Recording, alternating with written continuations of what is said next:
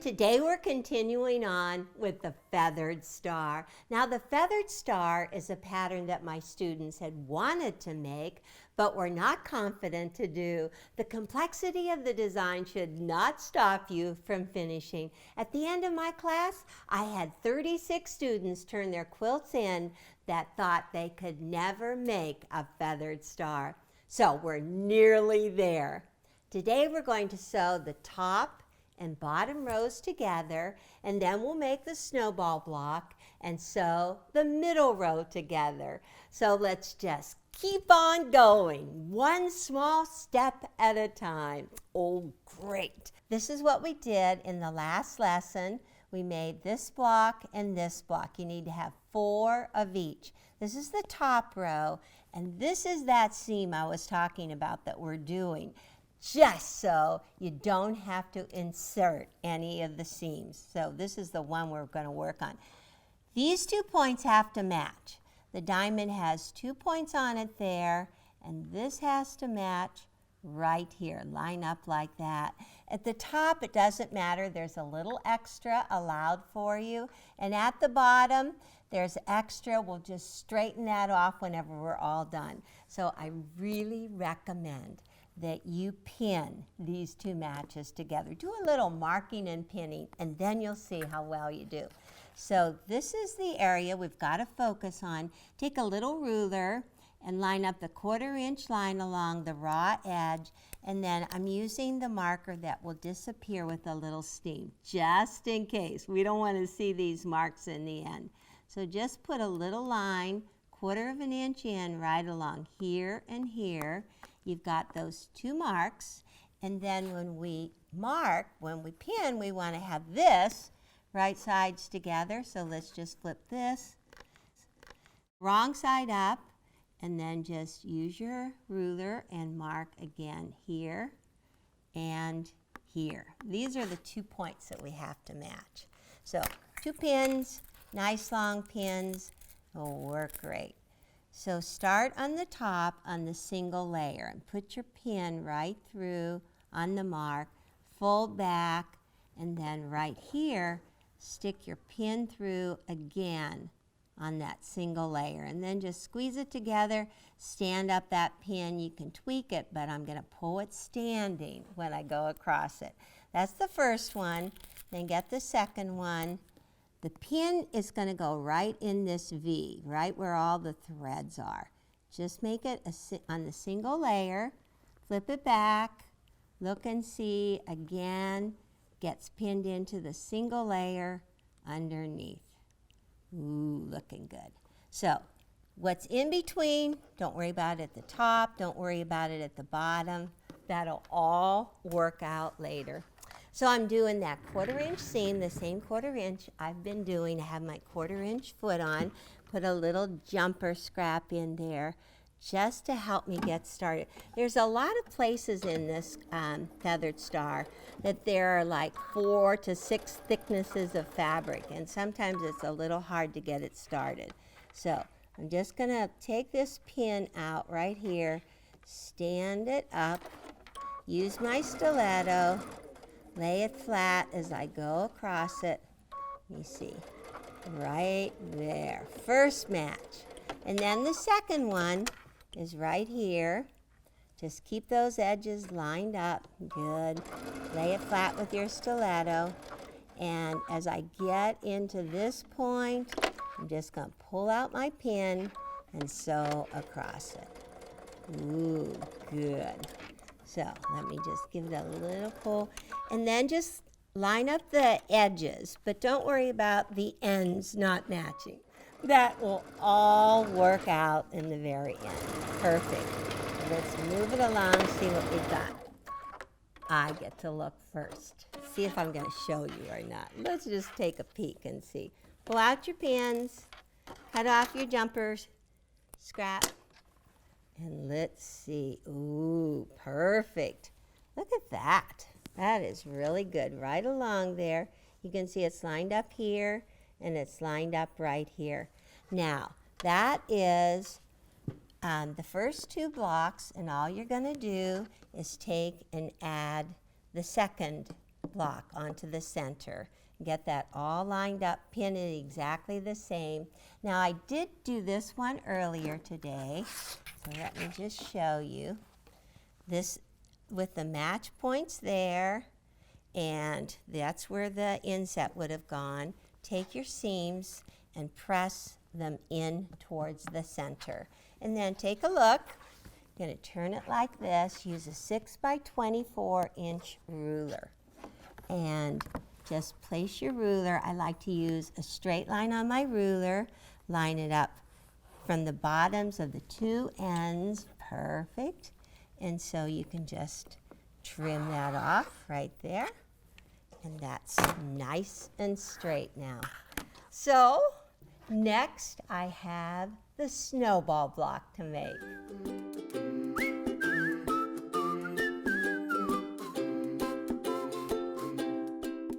So we already did the 8 blocks surrounding the center. Now the trick is to make the center fit. Oh, I have all these great tips for you. The center square, the snowball square, has to be exactly the same measurement as we took on the last program. When we trimmed off here, we measured from this edge to here. And I told you that mine was 8 inches. And so it's really good if they're all 8 inches from edge to edge. So then you just cut your snowball block 8 inches. That makes a lot of sense. It should fit. Now the snowball block has 4 squares, 4 background squares. You draw a diagonal line on the back edge and sew away from the line, just a little away from the line. But the tricky part is, will this triangle fit the snowball? So I have some suggestions to make. Just go ahead and do a practice. Draw the diagonal line on the back sides of the 2 background squares. Mine happened to be 2.5 inches. Now you make adjustments on the size of your background squares based on the size of your snowball square. But there's a chart that I've written that's going to help you figure all of that out. But right now, why don't you just do a little basting. I'm sewing just a little to the right of the line. I move my needle just one thread or so to the right of the line of the center diagonal, and just sewing right along there. Get the second side. We'll just do 2. Why do 4? Just in case it's not the perfect size. So the second one. Couldn't find my foot, and then I took off. Okay, so those are good. Let's don't trim them off. Let's just make sure we're good. So now you take and you press these open like this, and make sure you have them nice and flat.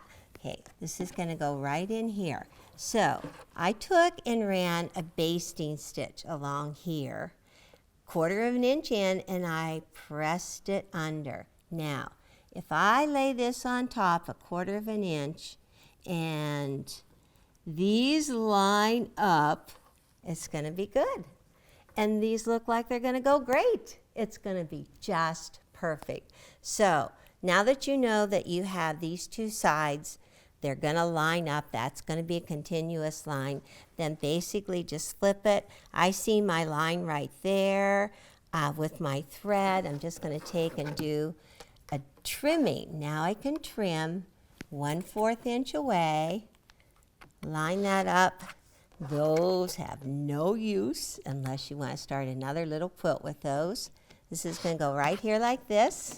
Okay, take and do that marking one more time. Put the 1/4 inch line along the raw edge and mark with your pen. That's going to just disappear so you don't see it. Goes away with steam. Okay, there we are. Those are the marks right there. This piece is just going to get flipped right sides together to it, and let's just put a pin right through the one. Here is the 1/4 inch line. Push it right through on the single part and line it up with this part right here. And and the ends should line up. Okay, let's get that good. And then we'll just do the same thing on the other side. One more pin. Open it up. Pin it right in there. Pin it on the line. We're good to go. Now sometimes there's a little bit of a bulk in between. Okay, I think I'm going to cut these threads. These are not going to help me right in there. So sometimes there's a little bit of a gap right in here, so just take it and just pull it like that. And then that'll flatten out, especially whenever you press it. It'll work better. So now, let's get it lined up and get sewing. I'm just going to pull that pin right out before I go over it. Step on the gas. And it's just going to go right along there. Pull out this pin. Stiletto is great for pulling out pins. Keep that nice. Make sure there's no stretch in there. I'm on that basting line. Pull out the pin. And now we see. This is scary to take a look and say, oh my goodness, how does this go? We've got to get these threads cut off right here. Ooh, that looks really good. So that's the match. That's what you want. I've got one of them. Now I have to do 3 more. Whoa, that is going to be exciting. So on the opposite side, you can go ahead and do that turn, fold that edge under 1/4 of an inch. Make sure it's going to line up with your snowballs. You've got 2 more corners to add. You'll get the middle row done in a jiffy. I am jumping for joy. My top is all sewn together. Well, I used those same techniques to put all of these match points along the 3 rows, and it's looking pretty good. I'm very proud of it. I measured all of my sides because I want to make them equal. They vary from around 28 inches, 27.5, 27 3/4. I'm going to try to make them all exactly the same size. Now, to square it up, you need a square up ruler. There are 3 rulers you could possibly use. The 12.5-inch square up, 16, which I'm going to use, or the 22. There are 3 measurements that I want to select, so I make sure as I go all around it, I end up having it equal. You want to make sure that this square at least looks the same size on all 4 corners. So right now I'm going to just put my 16-inch down and line up that diagonal line on the ruler so that it goes right through that corner. Now check, because I can see right here it's at 8 1/4, 8 1/4. So this square will end up staying square. And I'm lining up one more line, the 10-inch line, right along this edge. So it's looking good, and at least these seams are floating. I think floating seams are better than actually putting it right up to the 1/4 inch. So just hold your ruler down. I always open my hand and hold it down tight and just go ahead and trim. See, this was really neat because now you can trim that off on all sides. That was just a little bit. Okay.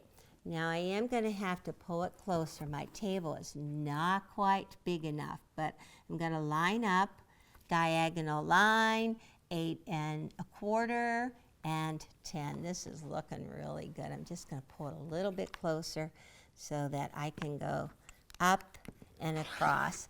I do love my studio for this. I've dropped my sewing machine into my table, and I have this nice big surface that I can work with. It's great. And it's also a very good height for me, not bending over all day trying to get it. Okay, so again, I've got my 10-inch, my 8 1/4, my diagonal line. This is gonna look really good. So just go all around. And this is the one step after you've worked so hard that you just do not want to make a mistake at this time. And you might want to do it when you're fresh in the morning so you don't have any accidents. Okay, 10 diagonal line, looking good. I think this is my third side that I'm working on. Get these little things gone. Last corner, one more turn, and it should be perfect. Okay, diagonal line, 10-inch, 8 1/4. Wow, I am really impressed. This is going to be something to write home about. Good. Okay, so now you can go ahead and you can measure all of the sides, but I'm pretty sure this is going to be nice and square. Let's just check and see. Take your tape measure, put it out on the outside edge. Okay, it's right at 27.5, which is what I was hoping for.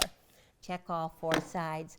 The next step is a framing border, and these are selvage to selvage strips, and they are 1.5 inches wide. I like to just press the seam so there's no fold right in the middle, and then just line up the edge. You always have to trim off your selvage first. And I like to trim mine exactly with my top. Other people really like to leave an extra inch at the end, but I'm just going to have to slide this along so I can get it on here. Some people like to leave just extra so that after they sew it on, they trim it even. Personally, I like to line it up exactly the same. So I'm cutting both of my framing borders at the same time. Well, I didn't cut either one of my framing borders at the same time. Okay, now, go ahead and pin. Lay it down flat, right sides together. Use pins and pin both of the sides. And then you're going to just sew, preferably from this side, because you can see how the seams are placed. But I like to put my pins from the outside edge in, get them pinned the whole way along there on both sides. And then once you get the framing border sewn on, set the seam with the border on top, lift up the strip, and press toward the framing border. So the framing border is going to complete our feathered star. I'm very excited. This is the very first feathered star I ever made. Now, I didn't have any directions to follow, so it took me some time. But I think it's really a charming little wall hanging with the floral center. It has green check points and black diamonds. And then the long arm quilter did a medallion in the center and quilting lines radiating from the center out. I just love the rose print in the background. It has an edge-to-edge teardrop pattern in it. And the red check on the back is the final touch. I love it. So much fun. Well, Joanne Bender pieced this and quilted it herself. It's a very striking quilt. She named it Honor Star and dedicated it to her father, a World War II veteran. It's perfect for a 4th of July party in traditional red, white, and blue.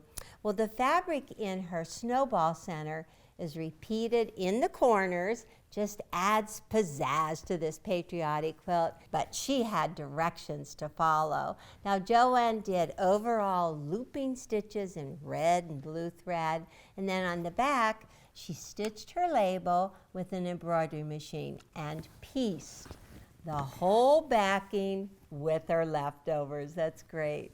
Well, Nancy Kimmerly selected an interesting fabric for her snowball center and cut it on point. Now the fabric has tulips and plaid.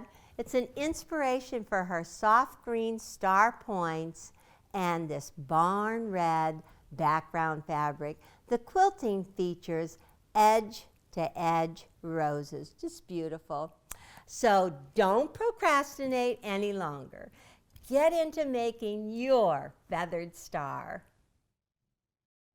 I really love the snowball center in my feathered star, but there are alternatives if you want to do something different. Look at my antique quilt. This is probably from around 1900. It's that poison green. And right in the very center, they put an 8-pointed star right in with all the feathers. And I think the little quilting on this, it's all hand quilted. It's like the orange peel design. So you can put a star. Well, Juliana Scogins was the very first one in my class to put a star. And you are not going to believe this. This is Alex's star right there in the middle. Beautiful purples with the turquoise. And this band makes it look very native Indian. And Snooky. My good friend Snooky Mayer made her whole center, and she looked at it and she said it looks too plain. And so she appliqued her star right in the center.